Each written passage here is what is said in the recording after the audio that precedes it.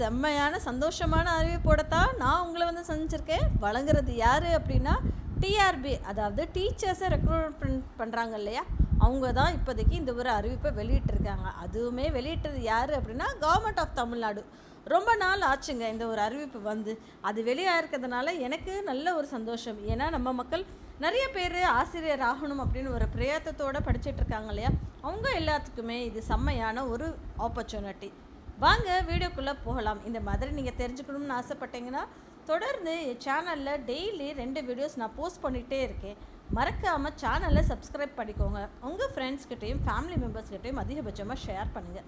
யாராவது ஒருத்தவங்க லைஃப்பில் செட்டில் ஆகிறதுக்கு இந்த வீடியோ உதவியாக இருக்கும் அப்படின்றது ஒரு சின்ன நம்பிக்கை. வாங்க வீடியோக்குள்ளே போகலாம்.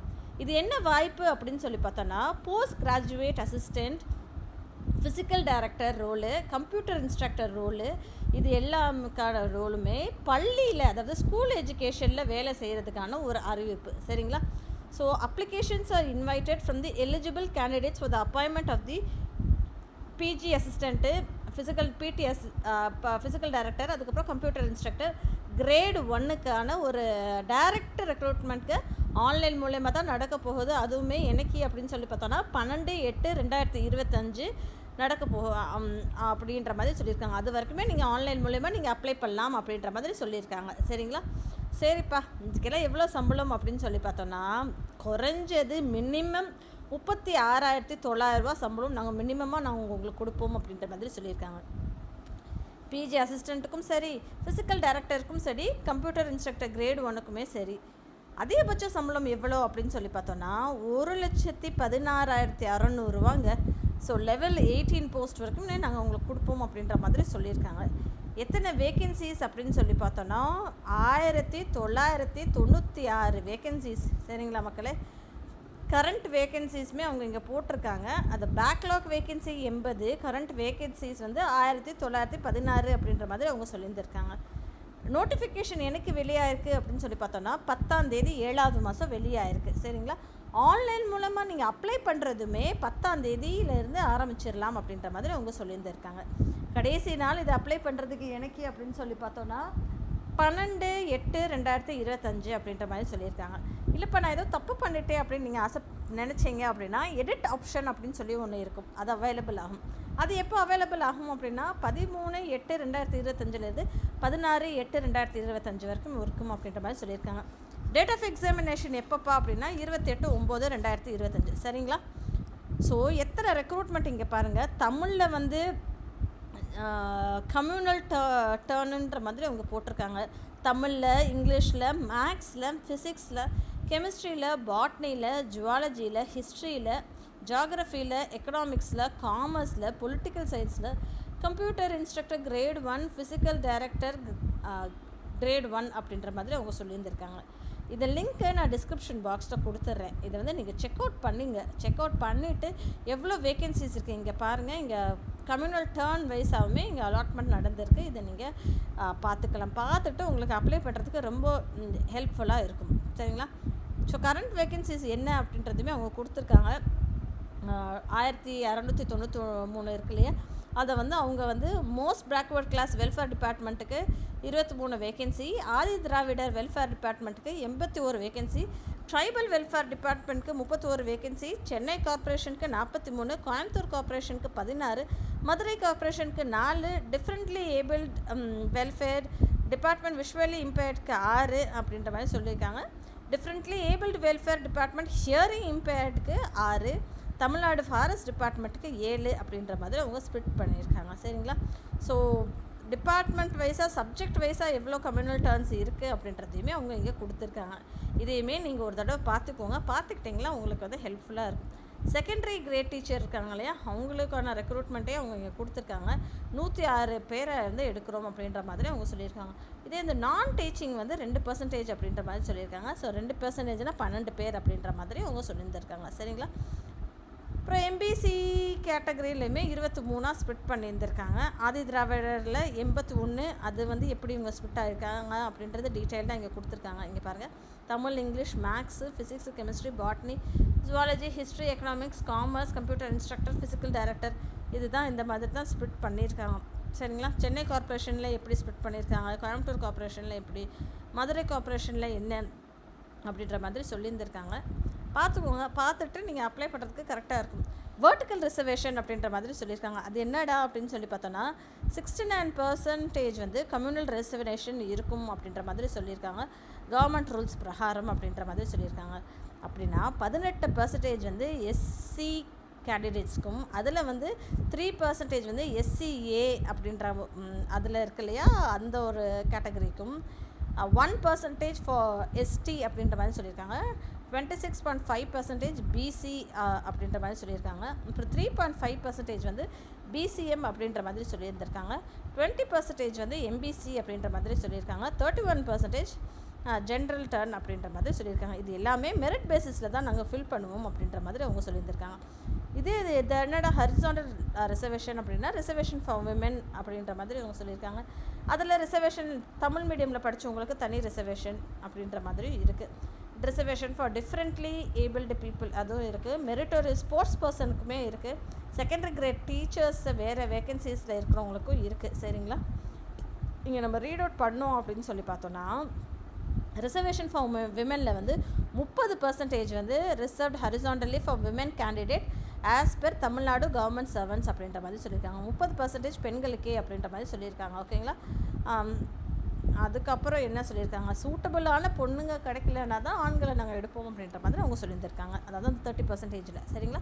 அடுத்தது தமிழ் மீடியமில் படித்தவங்களுக்கு வந்து 20% நாங்கள் வந்து ரிசர்வேஷன் கொடுக்குறோம் அப்படின்ற மாதிரி அவங்க சொல்லியிருந்திருக்காங்க. அது போக வேறு எங்கே கொடுத்துருக்காங்க அப்படின்னா டிஃப்ரெண்ட்லி ஏபிள்டு பீப்புளுக்குமே 4% வந்து ஹரிசாண்டல் ரிசர்வேஷன் கொடுக்குறோம் அப்படின்ற மாதிரி அவங்க சொல்லியிருந்திருக்காங்க.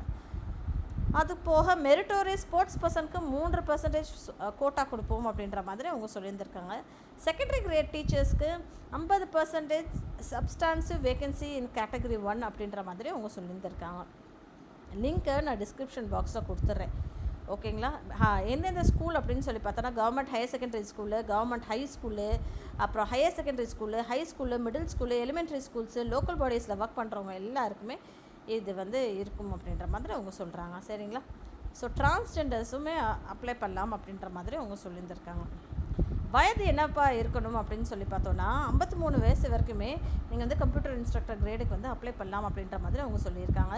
அப்பர் ஏஜ் வந்து ஜென்ரல் கேட்டகரிக்கு, டைரக்ட் ரெக்ரூட்மெண்ட்க்கு, போஸ்ட் கிராஜுவேட் அசிஸ்டண்ட்டுக்கு, கம்ப்யூட்டர் இன்ஸ்ட்ரக்டருக்கு எல்லாருக்குமே 53 வயசு வரைக்குமே candidates belonging SC, ST, BCM, backward classes, MBC, DNC, destitute widow எல்லாமே அப்ளை பண்ணலாம் அப்படின்ற மாதிரி சொல்லியிருக்காங்க. அது போக வந்து 53 வயசு வரைக்கும் ஜென்ரல் கேட்டகரியிலையும் SC, ST, BCM, BC, MBC, DNC, destitute widow இவங்க எல்லாத்துக்குமே 58 வயசு வரைக்குமே நீங்கள் அப்ளை பண்ணலாம் அப்படின்ற மாதிரி அவங்க சொல்லியிருந்திருக்காங்க. சரிங்களா. என்ன படிச்சிருக்கணும் அப்படின்னு சொல்லி பார்த்தோன்னா போஸ்ட் கிராஜுவேட் முடிச்சிருக்கணும் அப்படின்ற மாதிரி சொல்லியிருக்காங்க. அது போக பிஎடும் முடிச்சிருக்கணும் அப்படின்ற மாதிரி சொல்கிறாங்க. சரிங்களா. போஸ்ட் கிராஜுவேட்டில் 45% மார்க் வாங்கியிருக்கணும் அப்படின்ற மாதிரியும் அவங்க சொல்கிறாங்க. அது போக அகாடமிக் சப்ஜெக்டும் இருக்கணும் அப்படின்ற மாதிரி அவங்க சொல்கிறாங்க. ஃபிசிக்கல் டைரக்டருக்கு பிபேட் படிச்சிருக்கணும் அப்படின்ற மாதிரி சொல்கிறாங்க. பேச்சுலர் ஆஃப் எஜுகேஷன் இருக்குது இல்லையா, அதை நீங்கள் படிச்சிருக்கணும் அப்படின்ற மாதிரி அவங்க சொல்லியிருக்காங்க. 50% பிபேடில் மார்க் வாங்கியிருக்கணும் அப்படின்ற மாதிரி சொல்கிறாங்க. இல்லைப்பா எம்பேடும் படிச்சிருந்தாலும் ஓகே அப்படின்ற மாதிரி சொல்லியிருக்காங்க. கம்ப்யூட்டர் இன்ஸ்ட்ரக்டருக்கு போஸ்ட் கிராஜுவேட் படிச்சிருந்துருக்கணும், அதோட பிஎடும் படிச்சிருந்துருக்கணும் அப்படின்ற மாதிரி அவங்க சொல்கிறாங்க. சரிங்களா. அது போக வந்து ஸ்பெஷல் ஸ்கூல்ஸ் ஃபார் டிஃப்ரெண்ட்லி ஏபிள்டுக்குமே போஸ்ட் கிராஜுவேட் படிச்சிருக்கணும். அண்ட் பிஎட் வந்து visually impaired and hearing impaired இருக்கு இல்லையா, அதுக்கான பிஎடும் படிச்சிருக்கணும் அப்படின்ற மாதிரி சொல்லியிருக்காங்க. அதர் குவாலிஃபிகேஷன் என்ன அப்படின்றதுமே அவங்க இங்கே மென்ஷன் பண்ணியிருக்காங்க. ஒரு தடவை கோத்ரூ பண்ணிக்கோங்க. நீங்கள் பார்த்துட்டிங்கன்னா உங்களுக்கு கிளியராக தெரிஞ்சுக்கிறோம். எங்கேப்பா இது அவைலபிளாக இருக்குது அப்படின்னு சொல்லி பார்த்தோன்னா https://trb.tn.gov.in அப்படின்ற ஒரு இணையதளத்தில் தாங்க அவைலபிளாக இருக்குது. அது போக இன்னொரு இணையதளமும் அவங்க கொடுத்துருக்காங்க. என்ன அப்படின்னு சொல்லி பார்த்தோன்னா https://tnsch.tn.gov.in/en/equivalence அப்படின்ற மாதிரி அவங்க கொடுத்துருக்காங்க. சரிங்களா. இதை நீங்கள் பார்த்துக்கோங்க. பார்த்துட்டு ஃபுல்லாக நீங்கள் வந்து படிச்சுட்டு நீங்கள் வந்து அப்ளை பண்ணுங்கள். All the best. அப்ளை பண்ணுறச்சே என்னென்ன டாக்குமெண்ட்ஸ் வேணும் அப்படின்னா 10th கேட்டிருக்காங்க, 12th மார்க் ஷீட் கேட்டிருக்காங்க. சீனியர் டிப்ளமோ அப்படின்ற மாதிரி அந்த ஒரு கன்சால்டேட் மார்க் ஷீட் இருக்கு இல்லையா, செமஸ்டர்ஸோடது வேணும். டிப்ளமோ சர்டிஃபிகேட்டோ இல்லை ப்ரொவிஷன் சர்டிஃபிகேட்டோ கொடுங்க அப்படின்ற மாதிரி சொல்லியிருக்காங்க. யூஜியில் consolidated mark sheet, degree certificate, பிஜிலையுமே கன்சால்டேட் மார்க் ஷீட்டோட டிகிரி சர்டிஃபிகேட் வேணும். பிஎடோட டிகிரி சர்டிஃபிகேட்டு, பிபேடோட டிகிரி சர்டிஃபிகேட்டு, அதுக்கப்புறம் வந்து கன்சால்டேட் மார்க் ஷீட்டு, எம்பேடோட கன்சால்டேட் மார்க் ஷீட்டும் டிகிரி சர்டிஃபிகேட்டும் வேணும் அப்படின்ற மாதிரி சொல்லியிருக்காங்க. எவிடன்ஸ் வந்து வேணும். அப்புறம் ஈக்குவலன்ஸ் ஆஃப் குவாலிஃபிகேஷனில் எவிடன்ஸ் வேணும். கம்யூனிட்டி சர்டிஃபிகேட் வேணும். அதுக்கப்புறம் வந்து தமிழ் மீடியம் தான் படிச்சிருக்கேன் அப்படின்றதுக்கான ஒரு சர்டிஃபிகேட் வேணும். என்ஓசி ஹெச்ஓடிகிட்ட இருந்து வேணும். சர்வீஸ் சர்டிஃபிகேட் வேணும். காண்டாக்ட் சர்டிஃபிகேட் வேணும் அப்படின்ற மாதிரி சொல்லியிருக்காங்க. ஓகேங்களா? இது எல்லாமே வச்சுக்கிட்டு அது போக கம்யூனிட்டி சர்டிஃபிகேட்டும் வேணும் அப்படின்ற மாதிரி அவங்க சொல்லியிருந்திருக்காங்க. அது போக இது இவ்வளோ ஸ்க்ரோல் பண்ணி பார்த்தோம் அப்படின்னா 42 பக்கத்துக்கு அவங்க வந்து கொடுத்துருக்காங்க. எக்ஸாமினேஷன் ஃபீஸ் எதுவும் இருக்கா அப்படின்னு சொல்லி பார்த்தோன்னா 600 எக்ஸாமினேஷன் ஃபீஸு. இது வந்து எக்ஸப்ஷன் இருக்குது. யார் யாருக்கு அப்படின்னா SC, SCA, ST and differently abled பீப்புளுக்கு எக்ஸப்ஷன் இருக்குது அப்படின்ற மாதிரி சொல்லியிருக்காங்க. இதே இது வந்து எஸ்சி, எஸ்சிஏ, எஸ்டிக்கு வந்து அப்ளிகேஷன் ஃபீஸ், எக்ஸாமினேஷன் ஃபீஸ் வந்து 300 அப்படின்ற மாதிரி அவங்க சொல்லியிருந்திருக்காங்க. சரிங்களா? எஸ்எம்எஸ் மூலயமா உங்களுக்கு வந்து நீங்கள் பேமெண்ட் அக்செப்டன்ஸுடைய ஒரு மெசேஜ் வந்துடும் அப்படின்ற மாதிரி அவங்க சொல்லியிருந்திருக்காங்க. எப்படிப்பா எக்ஸாம் இருக்கும் அப்படின்னா ஓஎம்ஆர் ஷீட் மூலியம் தாங்க இருக்கும். சிலபஸ் என்ன இருக்குன்னா தமிழ் கம்பல்சரி அப்படின்ற மாதிரி சொல்லியிருக்காங்க. Tamil compulsory paper is of 10th standard லெவலில் தான் இருக்கும் அப்படின்ற மாதிரி சொல்லியிருக்காங்க. இதில் வந்து 40% மார்க் நீங்கள் வந்து வாங்கியிருக்கணும் அப்படின்ற மாதிரி அவங்க சொல்லியிருக்காங்க. தமிழ் லாங்குவேஜ் எலிஜிபிலிட்டி டெஸ்ட்டில் 30 கொஷின்ஸ் இருக்கும். 50 மார்க்குக்கு 30 நிமிஷம் இருக்கும் அப்படின்ற மாதிரி சொல்லியிருக்காங்க. குறைஞ்சது 20 மதிப்பெண் எடுக்க வேண்டும் அப்படின்ற மாதிரி சொல்லியிருக்காங்க. அடுத்தது மெயின் சப்ஜெக்டில் ஓஎம்ஆர் பேஸ்டில் இருக்கும். அதில் வந்து டோட்டல் வந்து 150 மார்க்குக்கு இருக்குங்க. மெயின் சப்ஜெக்டில் 110, எஜுகேஷன் மெத்தடாலஜியில் 30, ஜிகே ஜென்ரல் நாலேஜில் 10 அப்படின்ற மாதிரி அவங்க சொல்லியிருந்திருக்காங்க. சரிங்களா? கம்ப்யூட்டர் சயின்ஸ்லேயுமே கம்ப்யூட்டர் சயின்ஸில் 130, எஜுகேஷனில் 10, ஜென்ரல் நாலேஜில் 10 அப்படின்ற மாதிரி சொல்லியிருக்காங்க. இது எல்லாமே நீங்கள் பார்த்துக்கோங்க. பார்த்துட்டு அப்ளை பண்ணுறதுக்கு உங்களுக்கு படிக்கிறதுக்கும் சிலபஸ் என்னென்ன சப்ஜெக்ட்ஸ் அப்படின்னு சொல்கிறதையும் கொடுத்துருக்காங்க. படிச்சுட்டு பார்த்துட்டு அப்ளை பண்ணுங்கள். மறக்காமல் சேனலை சப்ஸ்கிரைப் பண்ணிக்கோங்க. தேங்க்யூ மக்களே.